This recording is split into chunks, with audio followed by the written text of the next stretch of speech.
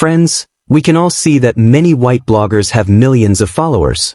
Please support me too because my followers are still few. Black bloggers also deserve to be famous. My friends, let's unite and lift each other up.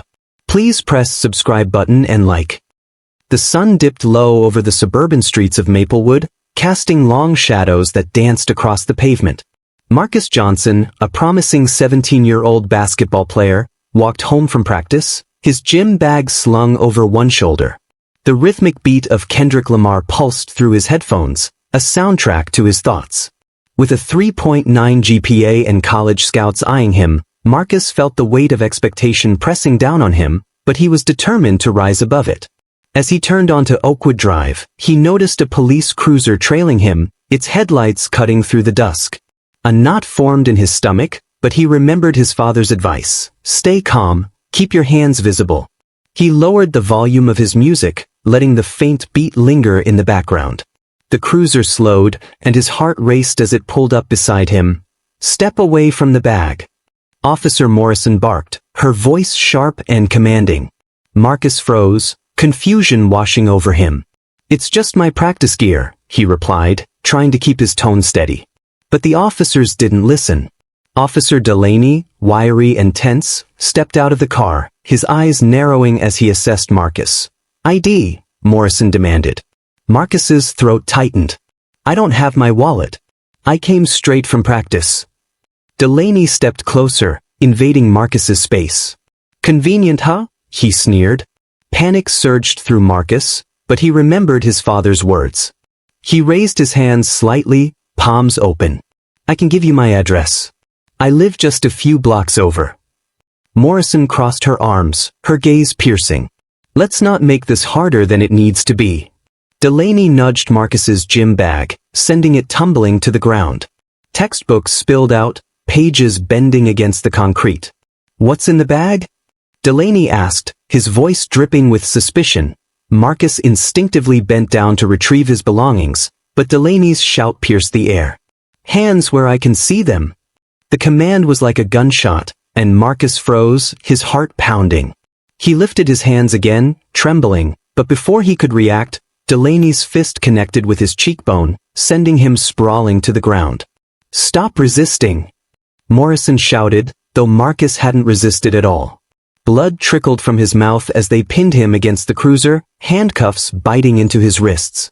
I'm not resisting, he gasped, but his words were drowned out by Morrison's relentless chorus. The street was eerily quiet, save for the scuffle. A curtain twitched in a nearby house, but no one came to help. Marcus felt the absurdity of the situation wash over him. The evidence of who he was scattered at his feet, his calculus book half open, equations he had worked through the night before. He was just a kid, a student, an athlete, but tonight, he was just another boy in the back of a squad car. An hour later, the realization of his father's influence would ripple through the police station. William Johnson, the esteemed Attorney General, would stop at nothing to make this right. But for now, Marcus sat in the back of the cruiser, his heart racing, the weight of silence pressing down on him. Inside the station, fluorescent lights buzzed overhead as Delaney dragged Marcus from the car, his grip tight and unforgiving. The world narrowed to linoleum and glass, the air thick with tension. Shoes, the desk officer said without looking up. Marcus complied, his sneakers hitting the floor with soft thuds. Delaney tossed his gym bag into a gray bin, the zipper gaping open, exposing his wrinkled jersey and bent calculus book. Empty your pockets, Delaney ordered, though Marcus had nothing else to give. He held his hands open, palms up. I don't have anything else, sir. Delaney's smile was thin and mocking. You always have a story. The questions came in a relentless barrage, each one designed to grind him down, to reduce him to mere data points. The humiliation settled in his chest, a heavy weight. He felt the cold leaching through the metal chair, the ache in his wrists, the sting of blood on his lip. Hours passed, and the tension in the room thickened. Then, the door creaked open, and William Johnson stepped inside, his presence commanding. Marcus's heart lifted at the sight of his father, but the bruises on his face and the bloodied lip told a different story. William knelt before him, gripping the bars of the cell, his gaze softening. "I'm sorry," he whispered, and in that moment, the weight of everything seemed to lift just a fraction. Morrison stood outside the cell, her eyes cold and unyielding. The tension between her and William crackled in the air, but he focused solely on Marcus. "We'll get you out of here," he promised, his voice steady despite the anger simmering beneath the surface. The next day, the conference room buzzed with reporters, cameras flashing as William stood at the podium. "We will not let this go unanswered," he declared, his voice firm. "This investigation will be thorough and transparent." Marcus watched, his heart pounding as his father spoke not just for him, but for everyone who had been silenced. Then it was Marcus's turn. He stepped up to the microphone, his hands trembling. "I followed every rule," he began, his voice barely above a whisper. "I kept my hands visible. I didn't make a move until they told me to.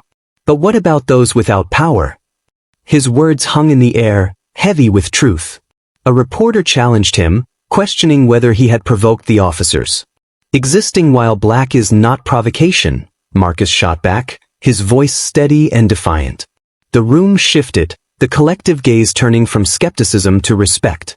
In that moment, Marcus understood the power of his voice. As the days passed, the divide in his school became palpable. Some students avoided him, while others rallied in support, organizing protests with signs reading #Justice for Marcus. The tension was everywhere, even in the classroom. Teachers who once greeted him warmly now offered only cold nods. "In a meeting with his counselor," Marcus admitted, "I'm scared. Every time I hear a siren, my heart races." Mrs. Turner nodded, her expression sympathetic. "That's normal, Marcus. What you experienced leaves scars, but your courage defines you." The night of the big game arrived, and the gymnasium buzzed with energy. Marcus felt the weight of the world on his shoulders as he dribbled the ball, eyes on the hoop. He launched the ball into the air, and time seemed to stretch as it swished through the net. The crowd erupted in applause, but Marcus felt different. He wasn't just playing for the game, he was playing for something more. As he stood there, breathless, he realized he wasn't just a victim or a hero. He was Marcus, scared but determined to use his voice. And for the first time, that felt like enough. He wasn't running anymore.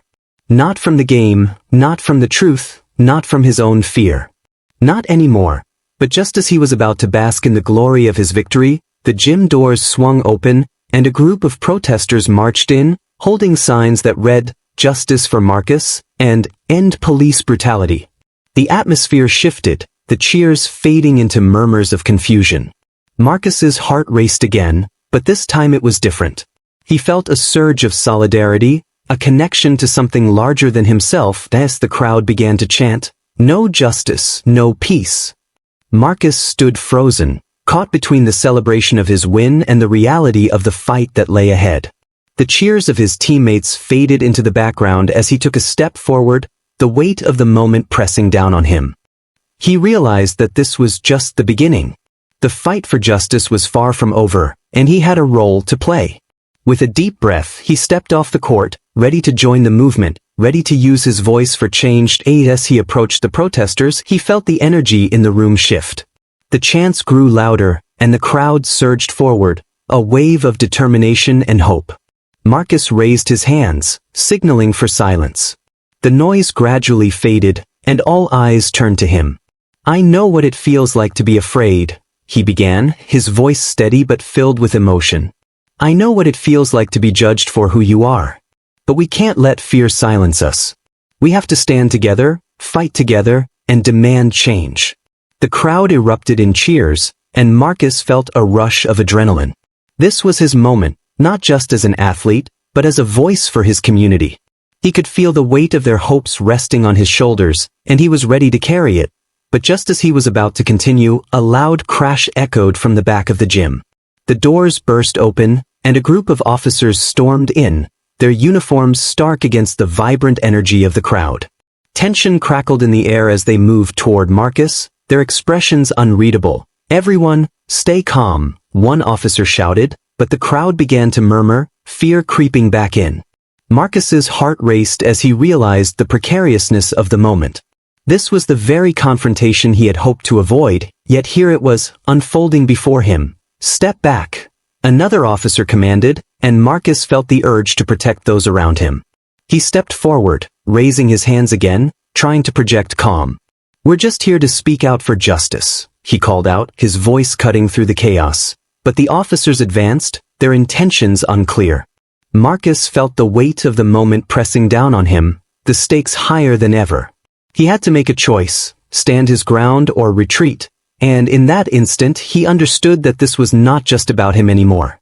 It was about everyone who had ever felt powerless, everyone who had ever been silenced. He took a deep breath, ready to face whatever came next, knowing that his voice could be the catalyst for change. Curious about what happens next to the characters? Don't miss part 2, make sure to subscribe and stay tuned.